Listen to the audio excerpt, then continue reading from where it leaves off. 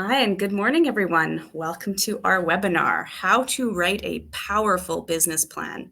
My name is Isabelle Hebert, and I've been with ATB for 10 years. Time flies. I've worked with the Branch for Arts and Culture since its inception 7 years ago. I am pleased to be the host for today's webinar and learning with you. I'm based out of Edmonton, but I'm curious where everyone else is joining us from. So if you wouldn't mind entering the city where you're at into the chat, would love to hear where you are. And also feel free to type in the type of business that you have or maybe the industry that you're in. I'm super curious, and I'm sure y'all are curious of who's joining in as well. So to get us started, we're going to start with the land acknowledgement. I'm just going to wait for the next slide to pop up here. Perfect, thank you.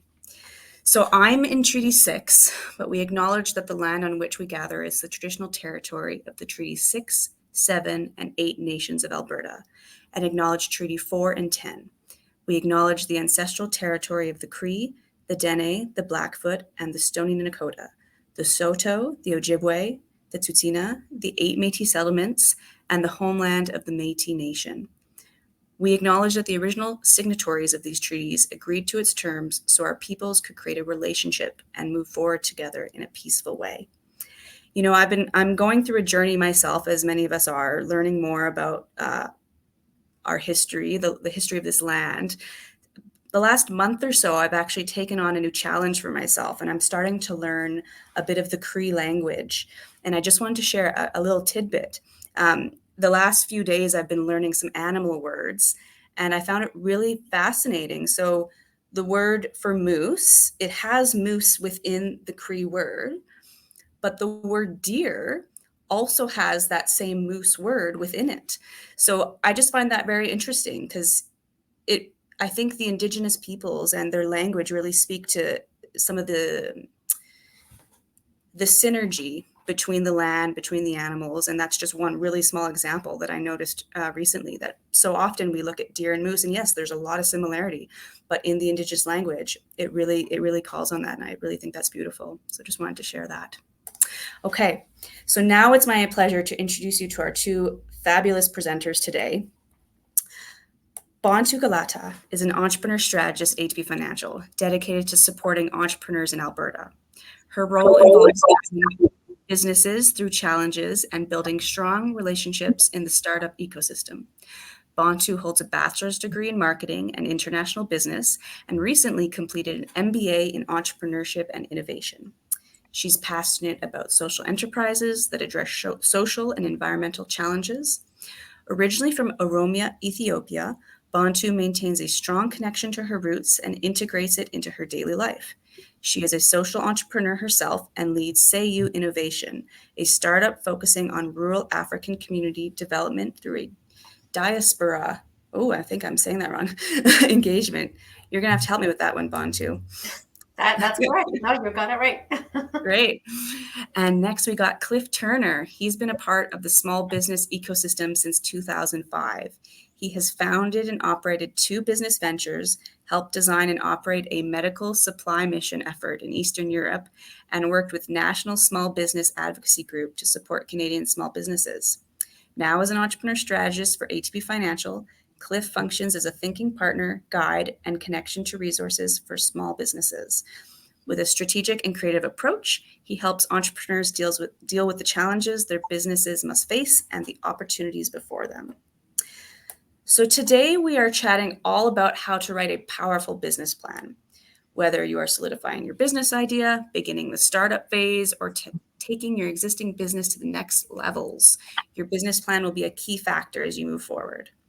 In today's competitive business landscape, a well-written business plan isn't just a document, it's a roadmap to success. A well-crafted business plan will help you make important decisions quickly, communicate clearly with your stakeholders and partners, attract investors, and apply for funding. Bontu and Cliff will go over the purposes for writing a business plan, how to use it to guide your business, the main sections, and key information to include in each, and of course, what banks are looking for when we're reading through your business plan. Before we get started, A quick note for our audience, if you have any questions throughout the webinar, please feel free to put those in the chat at any time. We're going to store those and we're going to address as many as we can at the end of the webinar. Following today's webinar, you'll receive a follow-up email, probably in a few days, with some information on how you can access the recording and some additional follow-up material. So with that being said, I'm going to stop talking and let's get into it. Bantu and Cliff, the floor is all yours. Awesome. Thanks, Isabel. And again, thanks everyone for joining us this morning. Cliff and I will go back and forth to share some knowledge and some tips and tricks on how to write a powerful business plan. So thanks again for joining us today. So I'll kick us off with, I think Isabel also just alluded to this already, but why and the purpose of writing a business plan, why you need it. And there are two main reasons. So the first one is that it's to help you or guide you with your business. So putting the strategies and the ideas that you have in your head on paper, and it's used as a roadmap for your business. So it's also a living document. It's not something that you just write and you set aside, on your shelf or save it on your computer, but it's one that you use on an ongoing basis, and it's supposed to evolve with your business as well. And when mitigating some potential risks and playing out some scenarios, put those on paper so that way you know that when, say, things like COVID hits and you don't know and you aren't planning for it, but at least you had some plans in place that you can try out when unexpected things happen within your business. And of course, for scaling, so having strategies in place would be beneficial. And if you can do that early on in your business, it would be very helpful for you, because your business is probably going to change over time. And the more you do, the more you get started and the more you do the work, the more you might realize that, maybe I need to pivot, and it allows you to be able to do that. And of course, the second part is for funding. So if you are looking to seek some funding, your business plan is going to be your cover letter to your business. So similar way that you would use a regular cover letter for applying for a job, that's the same thing that your business plan is. It gives insights to your business, and oftentimes it's also required for a loan application. So it's always good to have that in place. And if your business model allows for maybe potential investors, they're going to ask for it in addition to a pitch deck. So your pitch deck is probably just a condensed version of what your business plan is. But that would be like a lot of the work that you do to put together a pitch deck is going to be in your business plan as well. And lastly, you have, we have supporting business supporting organizations. For example, Futurepreneur, if you operate outside of Edmonton and Calgary, so more so in the rural communities of Alberta, and they will also request for a business plan as well. So just get that out of the way for now. And I'll also just say, like, if you are feeling a little bit overwhelmed with, maybe you've viewed a few, business plan templates, and if it's feeling like this is a lot of work, my recommendation is always to start off with the business model canvas. And there are many versions of this canvas, but ideally what it is it just helps you with it's a one page of, what your business can potentially do. And there are different sections to it. But you're sort of, so for example, like in the customer segmentation piece, you're asking the questions of, for whom am I creating value and who are the most important customers for my business? So if you answer those questions, then it could be sort of an outline for your business plan. And then in the business plan itself, you can dig a little bit deeper and elaborate on those sections. But again, there are multiple versions of this, but the original one is the business plan or the business model canvas in the back there that you can get started with. All right, so today we're going to cover, the main parts of a business plan. So starting with the executive summary, all the way down to the financial plan. And ATB also has a business plan template and a startup guide. So if you hover over the QR code, it will take you directly to that. But we will also share the link.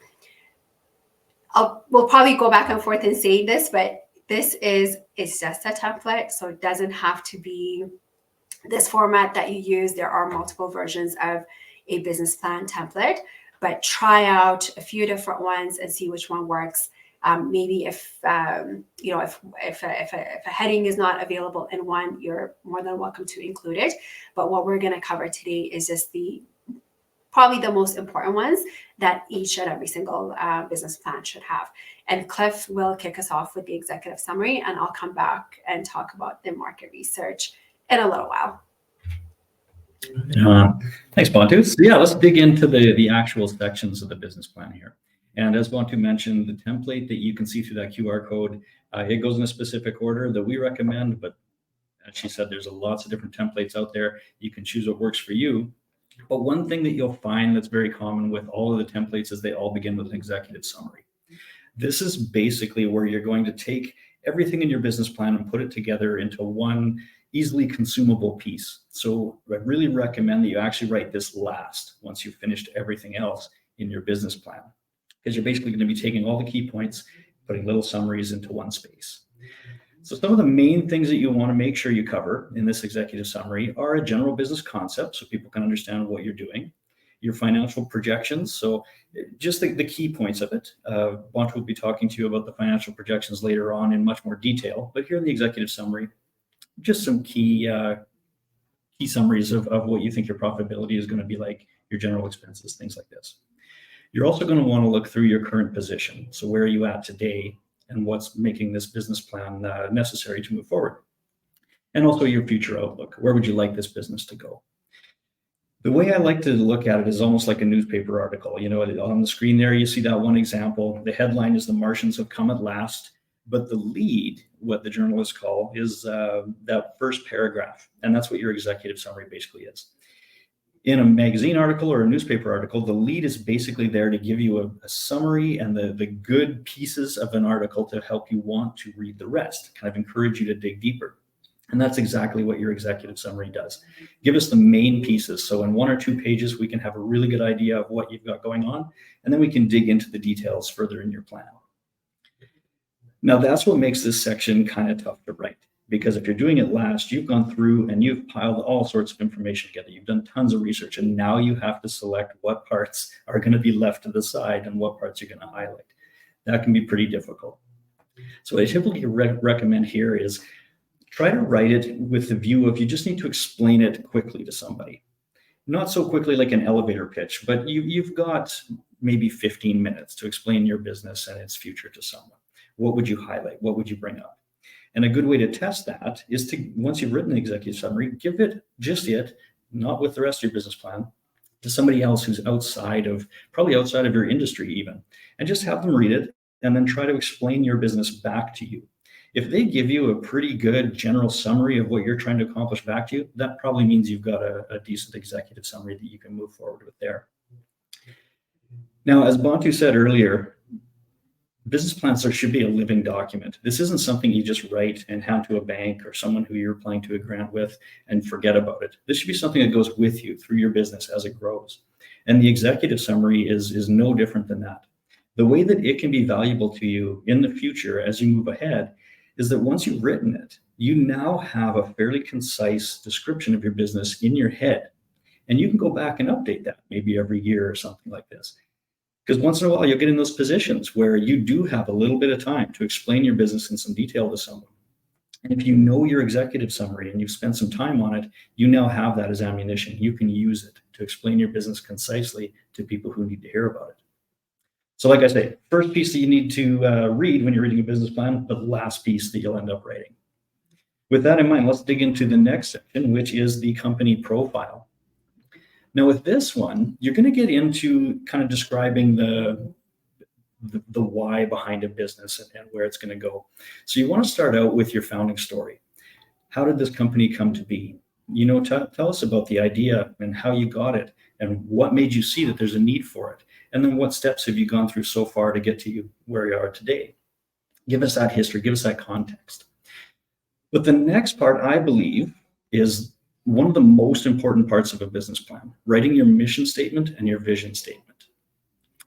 In my opinion, if you take anything from the parts that I present today, take this part, because I think it's the most valuable of the things that I'm going to be speaking about. But if you have a strong mission statement and a strong vision statement, it becomes the rudder for your business. You can see the picture of the ship there. I love all that kind of nautical stuff. And the ship, it's the same thing. You have a great ship, you have a great crew, but the sea is going to do what the sea is going to do. You can't control that. You do know your destination. You know where you're starting from. You know your boat, but somehow you got to get it to that destination no matter what that sea does. And this is where the mission statement and the vision statement can help you. The mission statement is basically what you plan to do. So on the screen there, you can see LinkedIn's example of this. They say their mission is to connect the world's professionals to make them more productive and successful. So that's what they want to do. I'm a pretty big fan of LinkedIn. I think they're doing a pretty good job of accomplishing their mission. Now, on top of that, they have a vision statement. So this is more why they want to do it, to create economic opportunity for every member of the global workforce. So they know their mission to connect people, but they also know their vision. They want to create opportunity for everyone around the globe if they can. So it's a nice big goal for them. And the good thing about it is it kind of sums up their values and brings it down to something very simple. I'm a huge fan of simple. And so I do this even in my personal life. In my wallet, I have a little card. It has 6 words on it. They're the condensed version of my personal values. So anytime I make a large purchase, I have to thumb past that card. And if what I'm purchasing doesn't feed one of those values, I know maybe I should reevaluate if I'm going to buy this thing or not.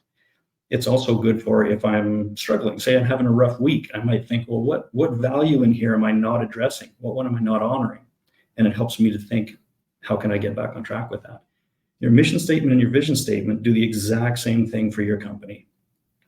If you're facing challenges or you see an opportunity in front of you and you're not 100% sure how that's going to affect you in your ultimate goal, you can look back at your mission statement and your vision statement. And you can say, is this opportunity something that will get me closer to accomplishing my mission and seeing my vision? If it is, great. If it's not, maybe that's just a shiny object you don't need to put too much effort into. But it becomes that rudder of the ship. Incredibly handy as you move forward and you face all that the world will throw at you as you build your business. So like I say, I'm a little bit biased on this. I think it's one of the key parts of a business plan. A lot of times you see them slapped on walls in big companies and you think, it's just a thing people say to motivate employees or something. Sometimes they're used like that. But as a business owner, you can use them to a much more powerful effect. So I'd encourage you to do so. But do include that in your company profile. Anybody who's reading your business plan will appreciate seeing what you want to accomplish and why you want to accomplish it.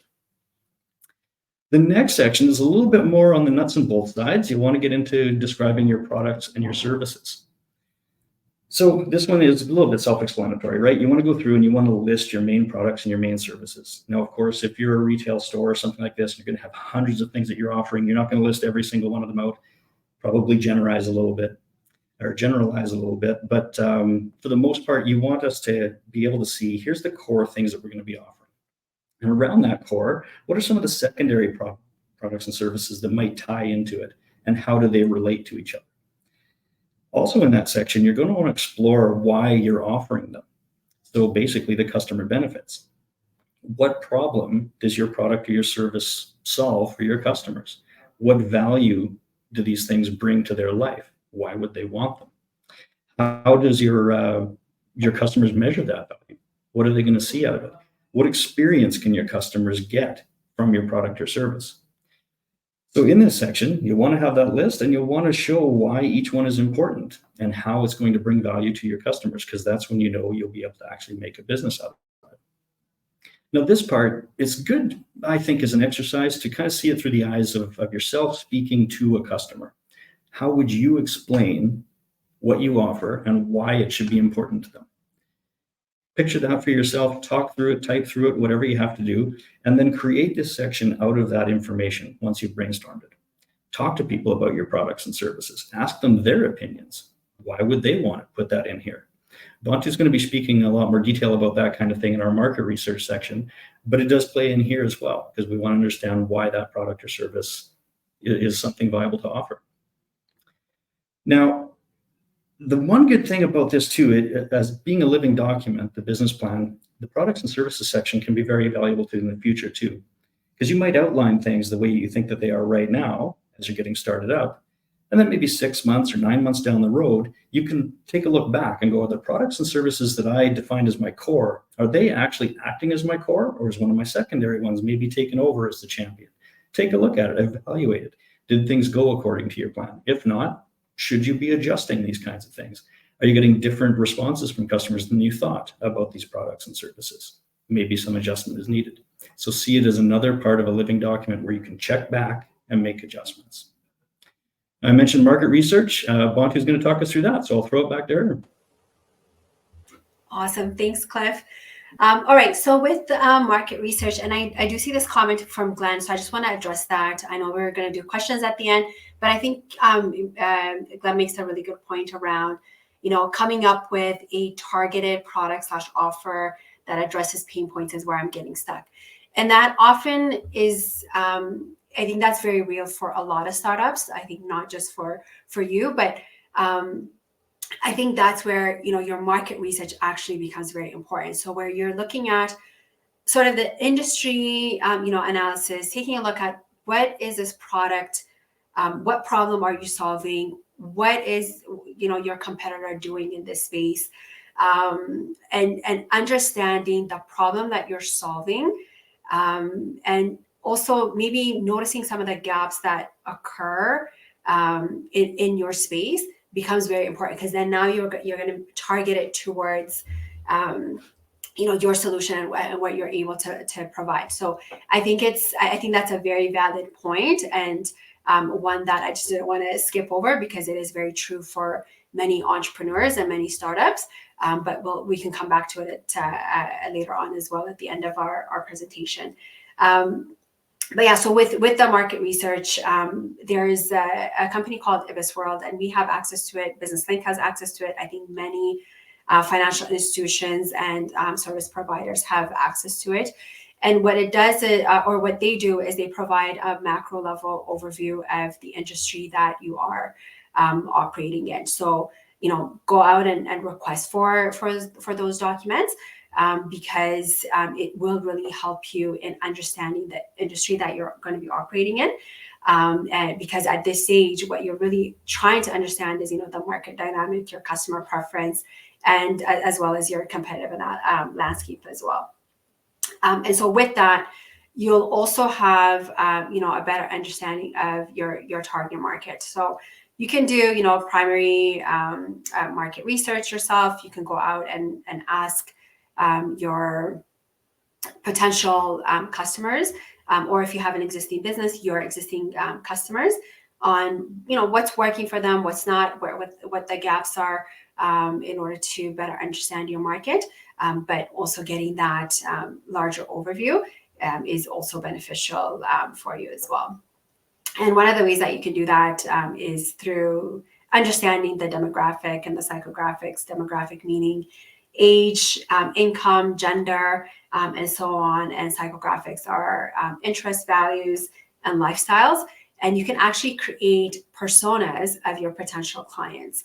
I think larger organizations tend to do this, but it's like, what does your ideal customer look like?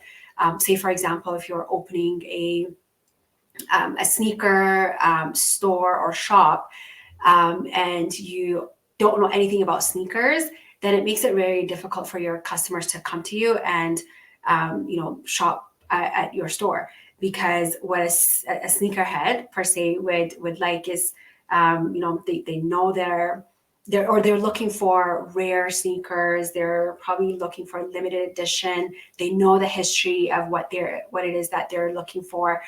So you have to be able to provide a service or a product that will be beneficial to them, and for them to keep coming back to your store as well. But that's just one example there. And then, of course, your competitive analysis, doing a SWOT analysis. So that's your strength, weaknesses, opportunities, and threats. I think that's a fairly general thing to be able to do. And you can do that at sort of the macro level. And then also when you're doing your market planning, which I'll talk about in a little bit. But really understanding what your competitors are doing in your space is very important. And being able to also, again, not just taking a look at the data, but how you're going to be using that information to differentiate your business and or your product and services is going to be very beneficial. And you'll do that more so on the micro level during your marketing plan, which I'll discuss right now. So at this stage, what you're looking to do is you are putting together a strategy to promote your business, your product or service. You're looking to make sure that you are targeting the right audience. So understanding your target market really well, or your target audience really well. And then also being able to share your story throughout your marketing strategy. So your mission, your vision, which Cliff talked about, you want to be able to build a brand and have your customers understand what it is that you are doing and how they can relate to you. And there's a really great quote by Simon Sinek that says, people don't buy what you do, they buy why you do it. So especially as a small business, as a local business, why do you want to even be in business, right? Like, you have to understand that yourself first, so that way you can share the story behind the story behind your business. So if you don't know it very well yourself, or if you haven't really figured that out, I think it's really good to spend a lot of time in understanding the why you're in business, so that way your clients and your customers could relate to what it is that you're doing as well. And then based on your market research, then you can say, okay, this is how I differentiate. And so your unique selling feature would be emphasizing what makes your offering unique other than from your competitors.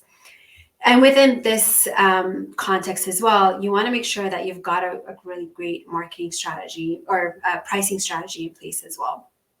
So that's, you could price again, based on your market research, you can take a look at what your competitors are charging and saying, okay, I'm going to charge exactly the same, maybe a little bit lower, maybe a little bit higher.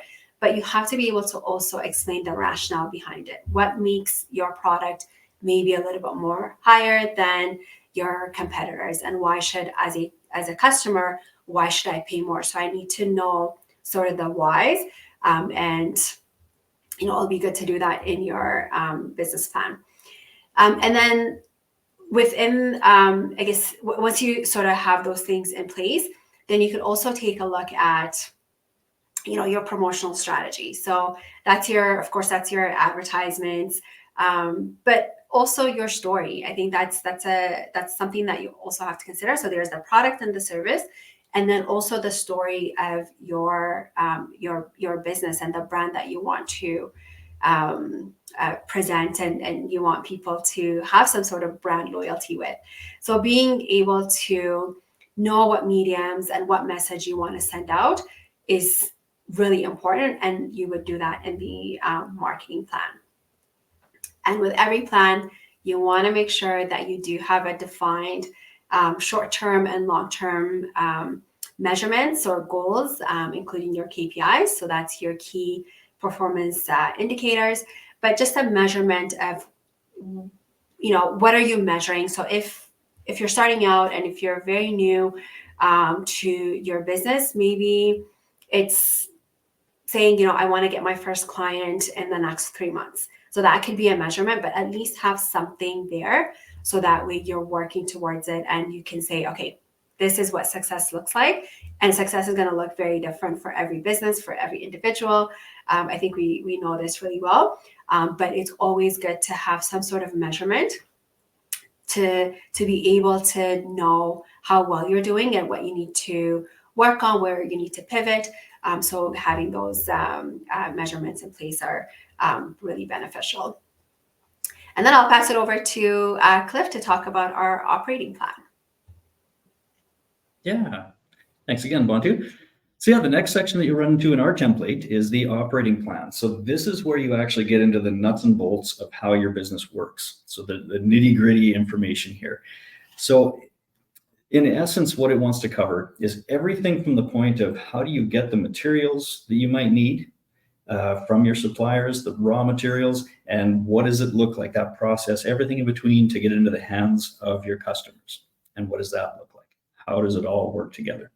So for some businesses, this may be fairly simple. If your business is built around, say, offering some online classes, your operating plan probably won't be that huge. You might need to list out, where are you going to shoot the videos? What kind of equipment do you need for that? List those things out. What platforms are you using to edit the video? What platforms are you using to market it? How will it be delivered to the inbox of the customer? That might be all that's involved in the operating plan for that type of a business. But on the other hand, you might have, for example, say you're importing specialty tools for something in the oil field. So now this operating plan suddenly will get a heck of a lot bigger, because you have to be able to describe, from wherever you're importing from, whatever country it is, how are you going to get it into Canada? What does that look like? How do you get it to Edmonton? Do you need a warehouse to store these things before they're shipped out across northern Alberta or wherever your customers are? How does it get into the hands of your customers? Are you going to be subcontracting out a lot of the work to do this, or are you going to have employees? Do you need inventory management systems to track everything?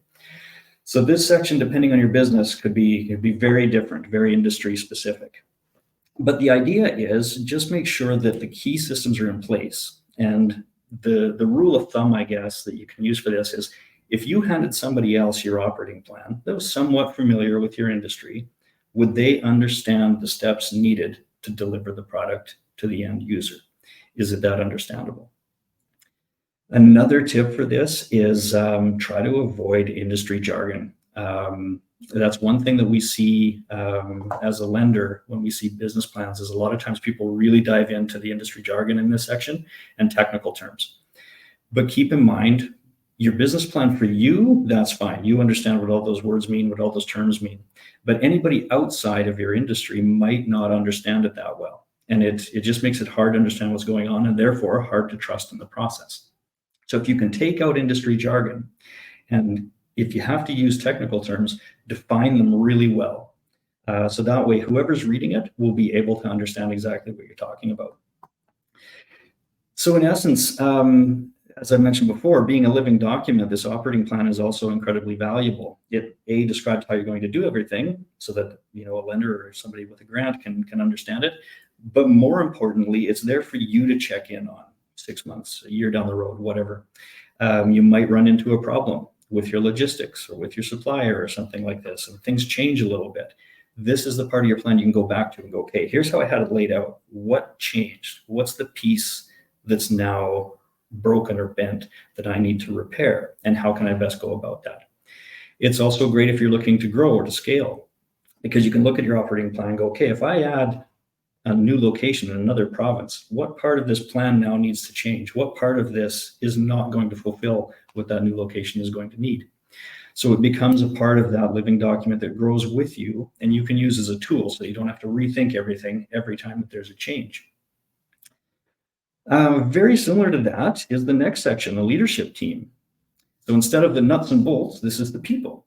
In this section, you're going to want to describe everybody who's a key player for your business. So of course, you as the owner and any co-owners or partners, you're going to want to have everybody listed in here.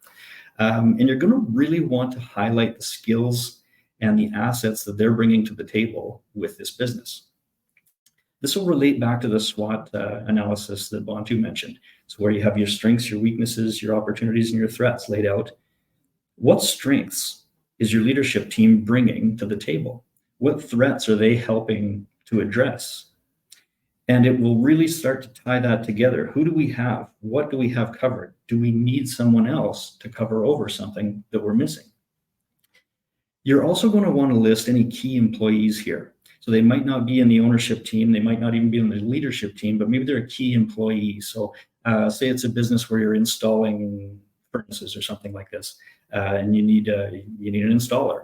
Maybe that's something that you as the owner don't want to be doing on a daily basis, and you need somebody. Have that person described in there. If you already have hired them, describe them as that person. They're involved in your business. Have them in your business plan. If you haven't hired them yet, put in what you need in a person to fill that role, because that'll be something that you need on an ongoing basis. So this will help you to see, I guess, who's involved, what they're bringing, and what might be missing, whether it's the leadership team or key employees. You're also going to want to list in here any advisors that you have available to you. It might be the case that you'll run into a problem where nobody in your business really knows a perfect answer, so you bring in an advisor. So list in here, who do you have access to? Mentors, advisors from an organization, whoever it happens to be, put them in there so that when you run into trouble, you can look back at this document and go, oh yeah, Mr. XYZ has this skill, I can contact them. So the idea is that if somebody reads this, say it's a lender like us, we'll look through it and we'll go, wow, this person has assembled a team around this business that really addresses all of the factors that need to be addressed as this business is going to grow. And if they haven't maybe found that person yet, they know what they're looking for. They know who that person needs to be to come in and sit in that seat and help the business progress. This is also a great way in the future as a living document, again, to help you with hiring and onboarding, to make sure that when you bring somebody into your organization, they're bringing the skills that you need to fit within that leadership team. And on top of that, fit your mission statement and your vision statement. Are these people going to be a good fit? So again, just a great way to use this in the future. Another part that we're going to be talking about is the financial section of the business plan, and Bontu is going to cover that for us. Awesome. Perfect. Thanks, Cliff. And this is the final part. So we're getting close to the end of our presentation here. So in addition to everything else that we discussed, your financial plan is probably going to be one of the most important sections as well. And it's probably, I would say, one that's going to take a little bit of time to get familiar with, just in case if, financials are not your favorite thing to do. But ideally in this section, what you're really trying to do for yourself and even for, say, like lenders or anybody else that's looking at your business plan is to prove that you are a viable business, you're sustainable, and you are able to be profitable. So that's the story that you're trying to tell with your financials. So the first part, or the most important one, is your revenue model. So how are you going to be generating money? Is it just from one source? Do you have multiple sources? How how are you going to make money to be able to survive or to be profitable for anyone that you're either, if you're going to the bank, as I mentioned earlier, if you're seeking funding, it is going to be sort of your business plan is going to be your cover letter. So this is what says, yes, I'm going to be a profitable business because these are what my numbers are. So, and your numbers, if you're very new, you're probably going to get those from some of the market research that you would have done in the market research section. And also, if you are in business, making sure that you have a really good way of recording your numbers. So you can use, I think QuickBooks is one that we've had a few accountants recommend. Wave is another one that you can, or Wave Accounting is another one that you can use. And so having some of that stuff automated, so that way it's easy for you to access, or even for your accountant to be able to access, will make it a little bit easier to come up with the cost structure that we're going to be talking about, as well as the projections as well.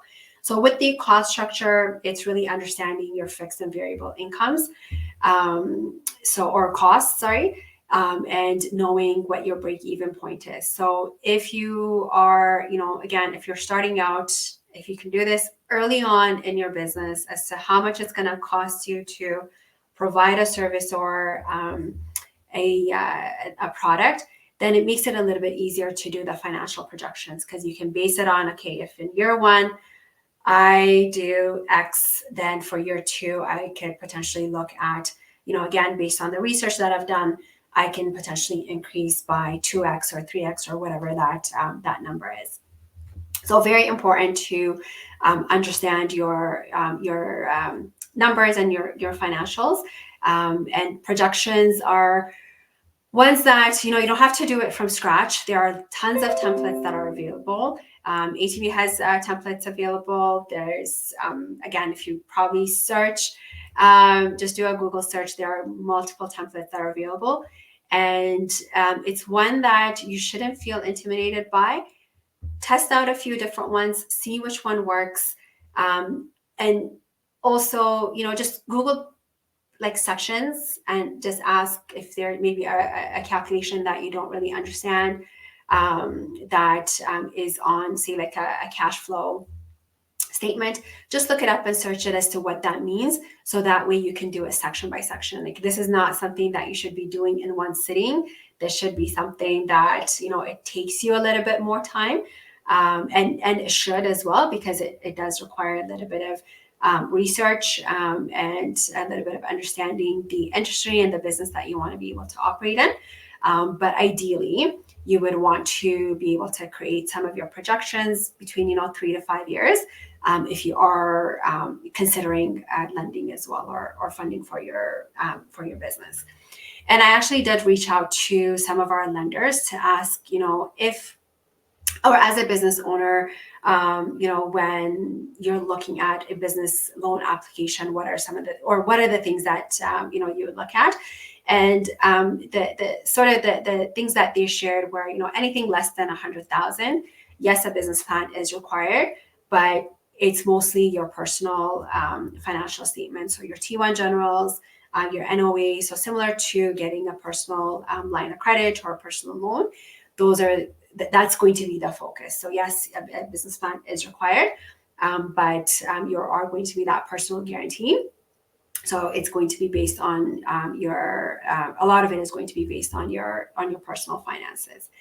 Now, if you're looking at lending for over 100K, then it's going to be your business financials. Again, there's different scenarios for different things, but in general, and this is, I would say probably like majority lenders would be looking at it this way as well. So being in business for a couple of years before you consider lending would be advisable. And so your business financials are going to be important. And within that, it's the net income, your cash available, your debt service ratio or debt service coverage ratios, your debt to equity ratios, and your working capital are going to really have an impact on you being able to get that loan approved or not. So very important to understand your numbers, take the time to spend, do a lot of research in, of course, your pricing strategy, which I talked about as well, but also what your competitors are doing, what needs to happen in this space, and that just comes from spending time in the research and research on this. And that is the end of our presentation. And I'll just also just end it off with saying that, we do have lots of content that's available for you as entrepreneurs and small business owners. And so we have our ATB Entrepreneur Center. So we have our virtual EC where you can find videos, guides, and articles for some of the questions that you might have. We host similar webinars like the one today. And we also have in-person workshops. And if you sign up for the Entrepreneur newsletter, you'll be able to get information on those dates and upcoming events. Actually, not only ATB events, but also what's happening in the city. So I highly recommend registering or signing up for the newsletter. And we also have our branch for arts and culture. So if you are a creative that is looking for a unique banking offer, our team, our cultural bankers will be able to support you So be sure to check that out. And of course, you can book appointments with our culture bankers and our business advisors as well. And if you hover over the QR code there, it will take you to our our virtual entrepreneur center.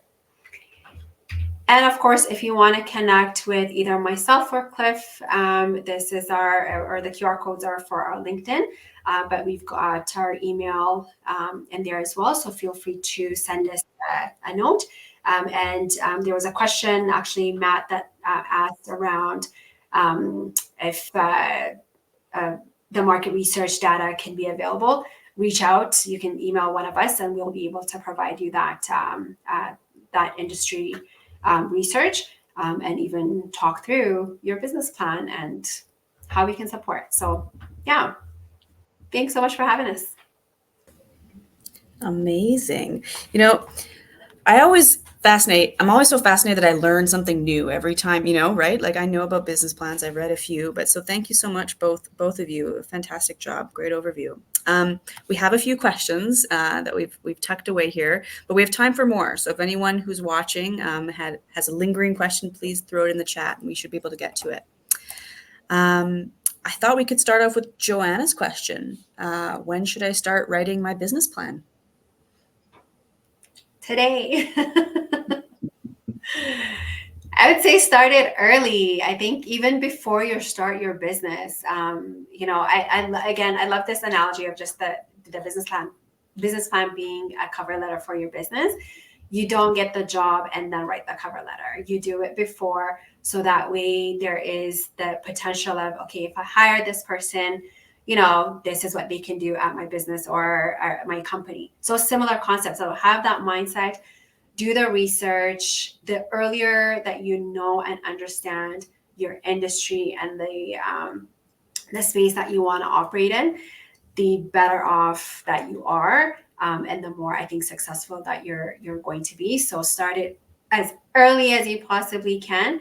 And a business plan is also not something that you do in one sitting. It changes, right? Like, I think as we both, Cliff and I mentioned, it's a living document. This is something that should evolve with you as you grow. So, start it early. Cliff, anything to add? Yeah, no, I concur with that exactly. Like, I know, especially in the early phases when you've got an idea and you're excited, it's really easy to get all those, sticky notes and little pieces of paper all over a desk or all over your car or wherever these things come to you. And having a business plan really early is just a great way to compile all that information to one place, have it be that living document, so that as those new ideas and those new opportunities come to your mind, you can bring them to that plan and go, does this fit? If not, where do I put it? How do I adjust my plan accordingly? And it just gives you that base, I guess, to come back to all the time. And then as you get closer to starting up, that'll become a more and more solid base and become a foundation rather than just a collection of ideas. And that's when your plan will really become its biggest, most powerful tool for you. Love that. Thank you. Next up from Jenna, how static is a mission/vision for the business, and how often should I be updated? You guys kind of talked of it's a reoccurring thing, but anything else to add on timelines? Yeah. Oh, I love that question. I noticed that one come up in the chat, so I was looking forward to that. But yeah, Jenna, that's a really good point. I do think that your mission and vision statement should be seen as something that can be fluid. But I think the key to keep in mind is why you might be tempted to change it. So the world's changing all the time. Your market's going to change all the time. You are going to change all the time, and so will your business. So if you're tempted to change your mission or your vision statement, it could be one of a couple of things. One, the market has changed, and you see that your vision and your mission maybe don't quite fit anymore, right? And that would be a good reason to adjust. Maybe you've changed. Your values have changed a little bit over the years. That again would be a good reason to adjust, because you want your personal values to align with your business values. There's terrible things happen when there's friction there. So that again might be a reason to start to adjust these things.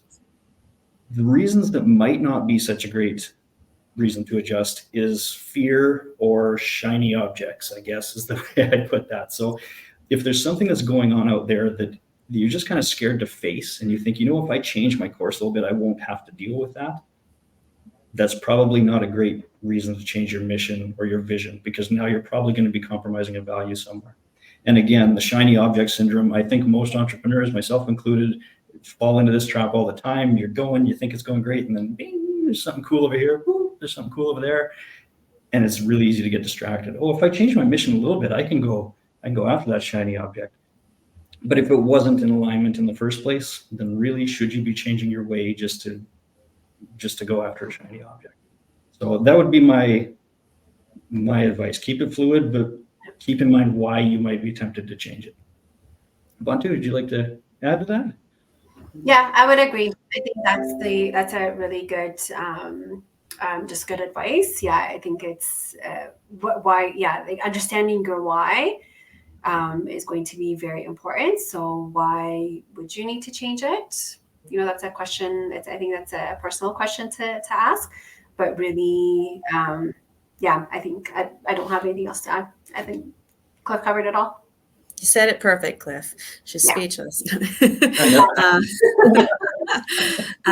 We got another question from Jenna here around market research. So she says, for market research, how important is it to have primary market research?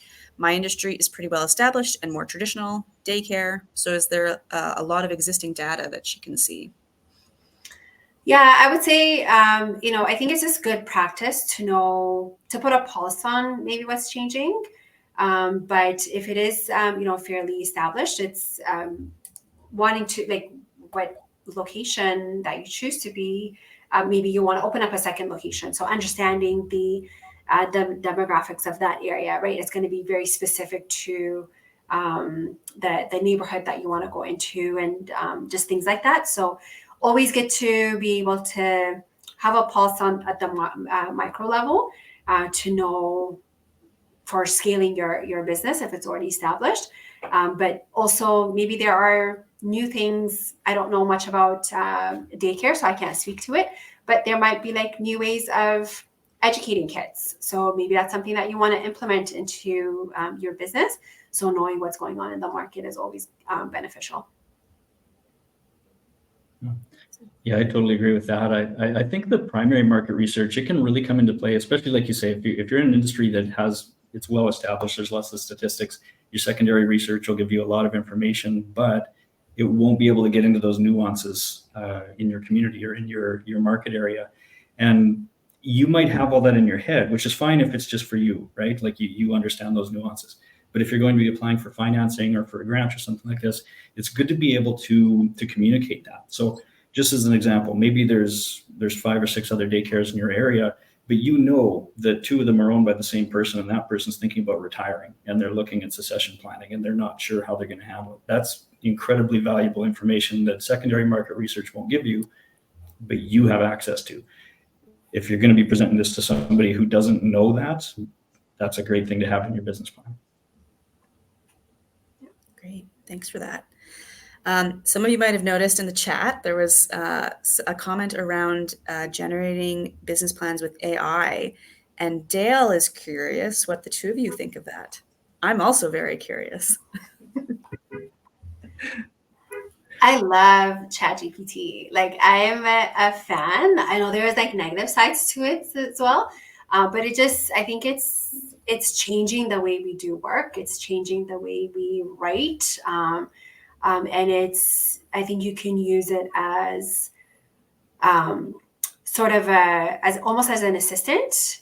But what it's doing is it's collecting data that's available on sort of the internet and putting it together. So it's not doing anything magical per se. It's just using available data to be able to sort of have an output. You ask it a question and it'll have an output for you. But when you are writing a business plan that is unique, I think it makes it a little bit more challenging because it's going to give you, again, general ideas, but I don't think it will differentiate it for you. So that uniqueness, use it to like maybe edit or, you know, for the research and whatnot. You still have to compare it to something. So again, as I mentioned earlier, like I think using something like an Ibis World, like that's what they do. They have the industry data. So use something like that And then, when you're doing your write-up, you can use GPT for the editing piece. But if you're really trying to differentiate, if you're really trying to be unique, I don't think it will do that for you, at least not yet. And I haven't seen it do that. So just be cautious in how you use it, is what I would say. Yeah. I'd add one other caution to that as well. And it's interesting you bring that up because Bantu and I talk about this all the time. We're kind of polar ends of the of the spectrum when it comes to AI and tech. She's very savvy. I am incredibly unsavvy when it comes to stuff. But the one caution I do put out there if using things like ChatGPT is be careful how much it's doing for you. Like, it's great to get ideas. It's great to have things phrased in certain ways. But if you don't understand what's in your plan and you don't know how to work that plan, that's going to be a problem. And I've seen a few people who have done that. They've used ChatGPT to write up a plan. They understood the general idea, but then when I asked them questions about their plan, they couldn't answer them. And so that just told me, okay, this was an auto-generated plan, and the actual person who wants to run this business doesn't completely understand it. So great tool, but don't let it replace your piece in the business, your understanding of it. Yeah, great points. We have some time, so I thought we could loop back to Glenn's comment earlier, Bantu, that you commented on, just to see if there's anything else either you or Cliff wanted to add around the pain points of finding a targeted product. Yeah, I think the maybe I'll just emphasize the comment that I made, but really understanding the problem that you're solving with any business. I think that should be like your goal with your business when you're starting out. I think we actually had some of the data that was shared on the number of people that were joining us today, and a lot of our viewers are sort of in their ideation stage. So I think starting a business might feel a little bit overwhelming. I think that's just the way that it is, or it can be exciting as well, which is great. But really, like, understand the problem that you're trying to solve. Is it really a problem worth solving? Because that's where, again, if your business model allows for potential investment from investors, that's going to be the question that they're going to ask you. Is it, and also, selfishly, it's, if I invest money in you, will I be able to make a profit or make a return on it? So just being very clear on understanding the problem and who you're solving it for as well, I think is just, it's just a good thing to start with. The rest of the stuff that we talked about, like as far as like business plan and things like that comes, I think, after. So, going back to just the lean canvas, just, write it out. Like, it's a one-pager. It's very easy to fill out. Lots of templates that are available. Put it on paper. Put the vision that you have for business on paper, and see if it's even worth spending a lot of time and energy in, because it does require, I don't think entrepreneurship is for everyone, to be quite honest. So because it's something that's, you might think that you don't want to do a 9 to 5, but with entrepreneurship, you're probably going to be working 24 hours, 7 days a week, 365 days of the year. So you have to be ready and prepared for that. So that's the one piece I'll just add. Cliff?